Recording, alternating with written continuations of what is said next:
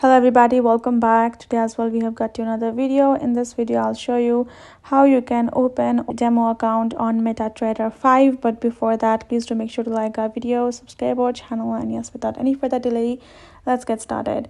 So for that, simply go ahead, first open up your MetaTrader 5 app and then tap on the settings option at the bottom right corner. Then from over here, tap on this option of new account option given on top. Then if you have existing accounts, it will show up like this. Otherwise, tap on this plus icon on top right corner to create a new one. Once you've tapped on the plus icon, this is how the interface is going to look like. Tap on this option of MetaQuotes LTD-Demo. Now from over here, tap on this option of a demo account. And then you will have to fill in information. Go ahead, add in your first name, last name, your mobile number, your email right over there, and your information like your server, your account type, your leverage, how much you would like to add, your deposit.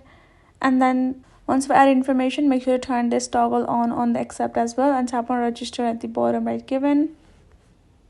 And there you go, your account has been created. Now you can tap on, you can see your information including your login and password as well. Tap on the star at the bottom and you shall be started using it. Hope this video helped. Thank you so much for watching. I'll see you guys in our next video.